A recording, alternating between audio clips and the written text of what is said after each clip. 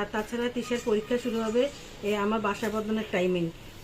আমার জামা কাপড় সবগুলা ঢুকানো শেষ, এখন আমি শাড়িগুলোও প্যাক করে নিচ্ছি। সবগুলো এভাবে তুলে নিয়েছি। ঘরে মাংস না থাকে ডিম দিয়ে এরকম নাগেটস বানিয়ে ইফতারের জন্য সবাইকে দাওয়াত দিতে পারবেন। গলা দিয়ে সাউন্ড বের হচ্ছে না, মানে এতটা পরিমাণ কাজ করছি। হালিমের একটা প্যাকেট নিয়েও এসেছি, কিন্তু রান্নার সময় পাচ্ছি না।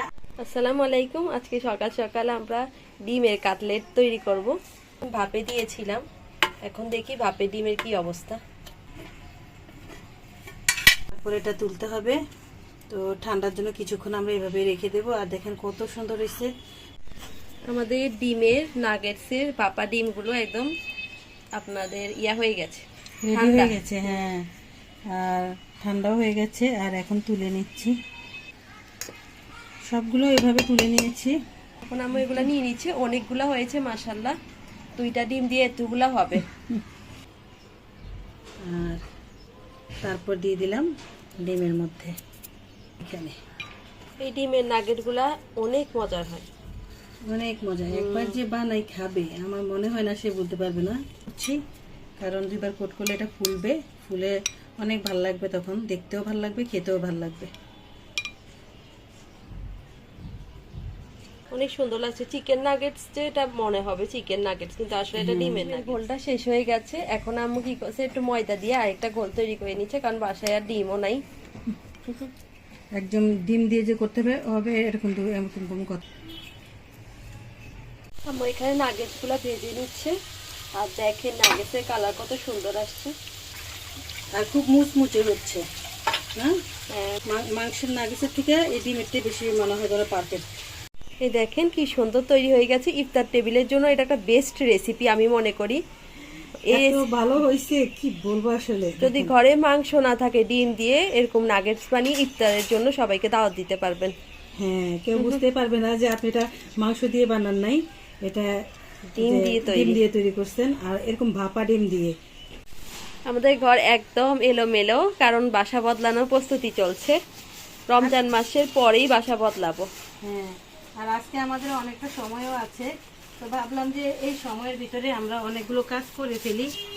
তো বাসা বদলানোর কাপড় চোপড় কিভাবে গোছাই দেখেন, মানে অল্প জায়গায় সবকিছু সেট করার চেষ্টা করছি। একদম চিপিয়ে চিপিয়ে রাখতে হবে কাপড় চোপড় গুলাকে, তাইলে জায়গা হয় না যে এই জন্য। তো যাই হোক, আমরা মামের কাপড় চোপড়গুলো আগেই সেট করতেছি, কারণ বাসার এরকম মনে করেন আমাদের মতো গুছিয়ে কাজ করার মতো ওরকম মানুষ নাই। তো এই জন্য সব কাজ আমাদেরই করতে হবে। আর তাছাড়া তিশার পরীক্ষা শুরু হবে আমার বাসা বদলানোর টাইমিং, ও আমাকে তেমন একটা হেল্প করতে পারবে না। 30 তারিখে আমরা বাসা বদলাবো, 30 তারিখে আমার পরীক্ষাও। হ্যাঁ, এই জন্য আমি আম্মুকে বলছি আমার কাজগুলো এখন থেকে আমি শেষ করে রাখি, যাতে আর বেশি কষ্ট না হয়। এগুলো সব আসলে নতুন কাপড়গুলো, এগুলো আমরা এখানে প্যাক করে ফেলতেছি।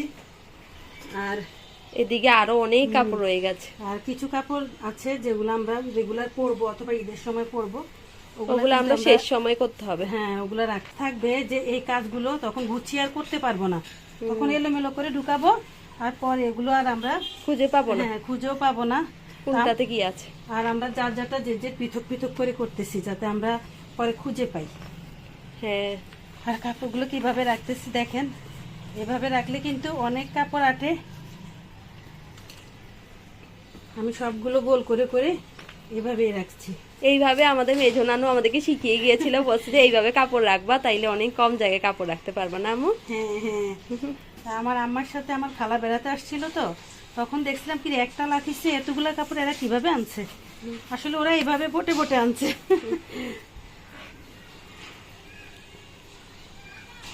জামা রাখছো? হ্যাঁ, আচ্ছা ঠিক আছে। কিছু জামা রেখে দিছে মানে পরার জন্য, আর বাকি যেগুলো আমরা আর এই মানে 1-1.5 মাসে পরবো না, ওগুলোকেই আমরা এভাবে সেট করে ফেলতেছি। আমার জামা কাপড় সবগুলা ঢুকানো শেষ, এখন আমি শাড়িগুলোও প্যাক করে নিচ্ছি। অনেক শাড়ি আমার, অনেক সুন্দর সুন্দর শাড়ি, কিন্তু এখন আর তেমন একটা পরা হয় না। আমি শাড়ি পরি না। শাড়ি তো কেউ পরতে চায় না, আমি এত শাড়ি দিয়ে কি করবো। আমার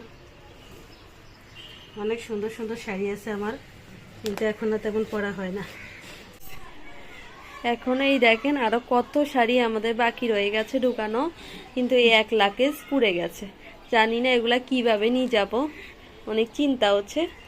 আমি এখান থেকে অনেকগুলো শাড়ি বাদও দিয়ে দিচ্ছি, কারণ ওগুলো আর কখনো পরবো না, রেখে লাভ কি, আসলে এখনই বাসার সময়। আসলে ঘর বদলানো অনেক কঠিন, কিন্তু এটা যদি রমজানের পরে হয় তখন সেটা আরো কঠিনে রূপান্তরিত হয়। বলা যায় না যে কখন কি হয়। এত তালা তো আর নাই আমাদের কাছে, মানে এইভাবে টেপ লাগিয়ে দিচ্ছি। আমরা আমাদের সুকেস গুলাকে মানে লাকেজ গুলাকে কিভাবে রাখছি ওটাই আপনার সাথে, আমরা সবগুলাকে প্যাকেজিং করে করে বাস এখানে ঢুকায় রাখছি, একটা যাতে জায়গা কম লাগে। এই যে ঢুকায় রাখছি, এখানে আমার কাপড় ছিল আর এখানে তিশার কাপড় ছিল, কারণ তিশার গুলো ঢুকাইছি, আমার গুলো ঢুকাইছি। আর এই যে এদিকে আমার শাড়ি রাখছি, এই যে এটার ভিতরে আমার পুরো শাড়িগুলো আছে, এগুলো এখানে রাখি দিছি। এখনো আমাদের নিচের তাক বাকি আছে, এগুলো আবার কালকে গোছাবো। কালকে গোছাবো কিনা জানি না, মানে গোছাবো। আজকে গোছাতে গোছাতে আমরা ক্লান্ত হয়ে গেছি, ইফতারিও বানানোর টাইম পাইনি। আজকে আমরা ইফতারি বাইরে থেকে কিনে আনি খাইছি।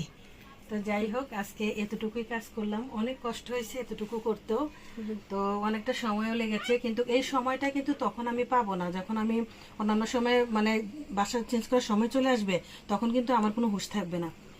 এটা আসলে আমি বুঝতে পারতেছি, তাই আগে আগে করে রাখার চেষ্টা করতেছি। যাই হোক, এখন কিন্তু গাঠি বস্তা কোনো বাইরেও নাই, সব আলমারিতেই ঢুকে গেছে। কাপড় চোপড় আলমারির, গাঠিও আলমারির, সবকিছু আলমারি জিনিস আলমারিতে রেখে দিলাম।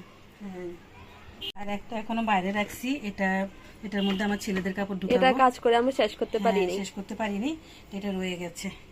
এই যে বুট সিদ্ধ করে রাখছি, আলু সিদ্ধ করে রাখছি, ভাবছি আলুর চপ বানাবো।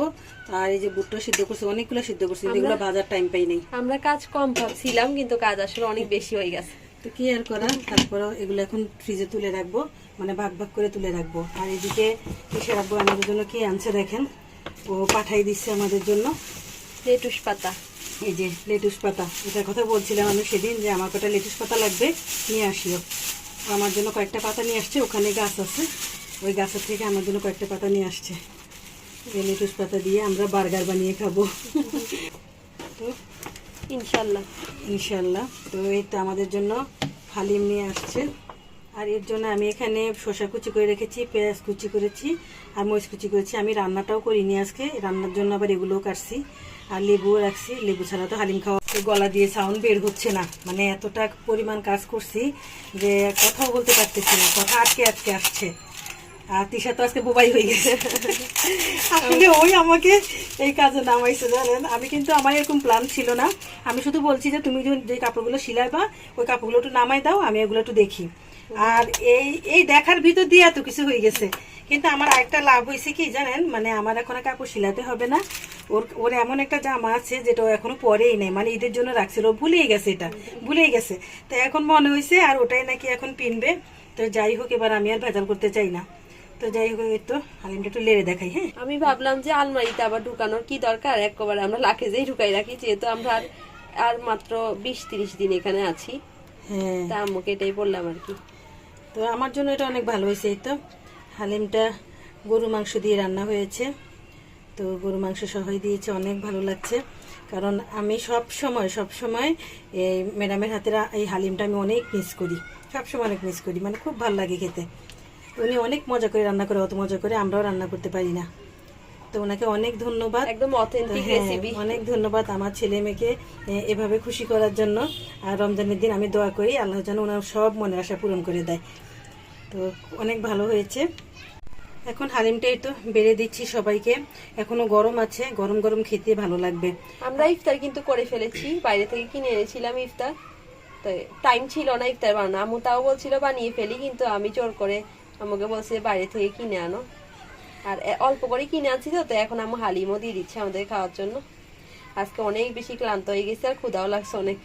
হ্যাঁ, অনেক ক্ষুধা লাগছে, রান্নাটাও করিনি আজকে। আর এরকম গরম গরম হালিম দেখলে কান্না খেতে ইচ্ছা করে। হালিম তো এমনিতেই আমার বাচ্চাদের অনেক পছন্দ, কি বলবো, ওদের অনেক পছন্দ, অনেক। আর আমার নিজেরও, আমি অলরেডি হালিমের একটা প্যাকেট নিয়েও এসেছি, কিন্তু রান্নার সময় পাচ্ছি না। ডিমের কাটলেটটা বানিয়েছিলাম, ওটা বানানোর পরেই আমাদের জীবনে এত কিছু ঘটে গেল। আসলে আমরা প্ল্যান করে যেটা করে রাখি ওটা আসলে হয় না। হ্যাঁ হ্যাঁ, ওটা হয় না। প্ল্যান না করে যে কাজটা করি ওটা একদম পারফেক্ট ভাবে হয়। একদম এটা সত্যি কথা, কারণ আমরা অনেক কিছু প্ল্যান করছি, কিন্তু আজকে যে আরো অন্যান্য অনেক কাজগুলো আমরা প্ল্যান করছি আগের দিন, কিন্তু অথচ আজকে আমরা করলামটা কি, হ্যাঁ, আজকে আমরা যেগুলা প্ল্যান করছি এগুলা কিছুই করিনি। হ্যাঁ, এটা সত্যি কথা। আর আমিও অনেকগুলো জামা বের করছিলাম, তো আমি বলতেছিলাম যে কোনো একটা কিছু বানাই, একটু বানাই। পরবর্তীতে আমি সবগুলো জামা আবার তুলে ফেলেছি, কারণ আমার এত বিরক্ত লাগতেছিল। আমার এখন শিলানের কোনো মুডই নেই। আমি যে একটা জামা শিলাবো সে মুডটাও আমার নেই। মানে এমন একটা ব্যস্ততা মনে হচ্ছে আমার কাছে, একটা ভেজাল মনে হইতেছে। এই কাজটা অনেক ভেজাল যুক্ত কাজ, কিন্তু এটা তো করতে হবে, কিছু করার নেই, করতে তো হবেই। তার মধ্যে তিশার আবার তখন পরীক্ষা শুরু হয়ে যাবে, আমার ছোট ছেলের পরীক্ষা শুরু হবে, বড় ছেলের পরীক্ষা শুরু হবে। এদের পরীক্ষা আবার এমনি বাসে কি একটা অবস্থা হজবরল আমার হবে, আসলে কি বলবো জানি না। আপনাদের সাথে এগুলো শেয়ার করতে পারবো কিনা। থাক, আল্লাহ ভরসা, আমরা সবকিছু ম্যানেজ করে নিতে হ্যাঁ, পারবো। সবকিছু আল্লাহর উপরে ছেড়ে দিয়েছি, আল্লাহ ভরসা, সবকিছু ঠিক হয়ে যাবে। আর আমাদেরও অত সমস্যা হবে না ইনশাল্লাহ।